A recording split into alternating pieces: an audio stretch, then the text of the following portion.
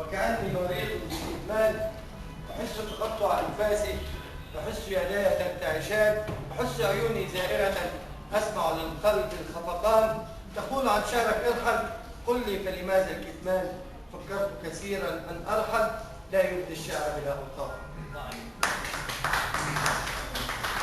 معذرة للي سمعوني في حكاية المعترة قبل كده، أنا كل ما أروح مكان جديد لأني بتعلق بيها وهي متعلقة بيا، وبعدين أنا بتكلم على حاجة حصلت من 25 سنة بنظام قديم، نتعشى في النظام الجديد إن شاء الله تكون اتغيرت ونعيش حياة أحلى من كده، والواحد يروح المكان تاني.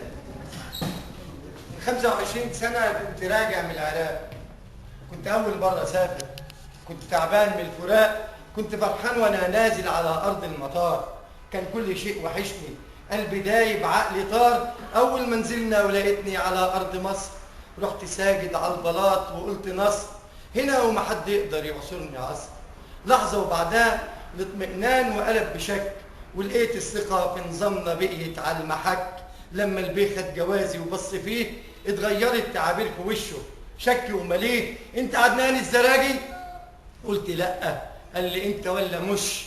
وزق زقه. قلت يمكن جاي يهزر منه رقه، لكنه كان مكشر. صابتني حرقه. قال لي روح اقعد هناك واوعك تاني من الحراج، لحسن هتكون في اندعاك. رحت قاعد جنب حيطه، جنب ناس قلبينها زيطه، شويه ومعاهم كلاب وما تعرفش مين الكلاب. كانوا نازلين ضرب وسباب، الضرب ما تعرف منين، وانا قاعد بين نارين، لا قادر اعرف التهمه ايه ولا شايف سعاده البيت. بعد يجي 4 ساعات لقيته جاني وبثبات، وعينيه مليانه طلقات وكانها مسدسات. بصلي مش بص عادي، بص ما يبصوش عادي. راح رامي الجواز في وشي، قال لي تاخد بعضك وتمشي، قال لي تاخد بعضك وتمشي، اوعى اشوفك مره تانيه. شعب اصله ابن تانيه، حتى ما عرفتش ابص، خفت يضرب او يقص.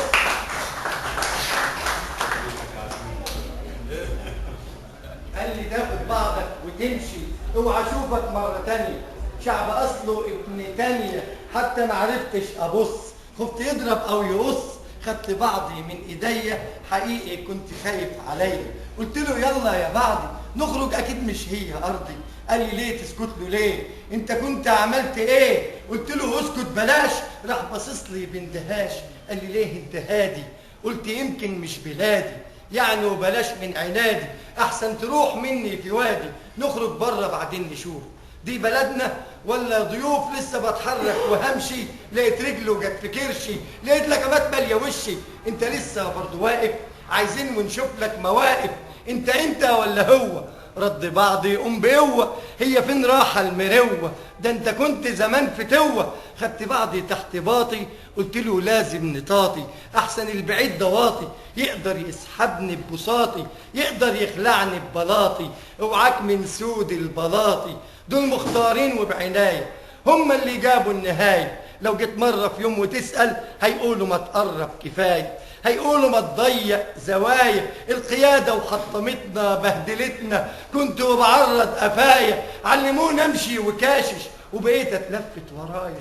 كنا خلاص ولبسنا طرحة، ولبسونا كمان ملاية. كنت بتحسس رجولتي متخفي تحت العباية. كنت بحلم احط صورتي في الميدان مش في الخفايا. كنت بحلم بالشهادة او تحفظني العناية. المهم بمصر نطلع منها ونحوش الرزايا. لسه خارج من المطار، لقيت لوحة من الكبار، ولقيت على اللوحة اعتذار. اللوحة مكتوب عليها ادخلوها سالمين، ادخلوها آمنين. عرفت بس ساعتها فعلا اني اكيد في مصر. قلت له اللوحة لمين؟ رد بعض وكان حزين، دي اكيد ممهلينا، دي اكيد للسيحانين. قلت له ما انا دمي سايح. قال ما تمشي بلاش فضايح، ده انت جوه الخوف ورايح. انت بتزعق لي ليه؟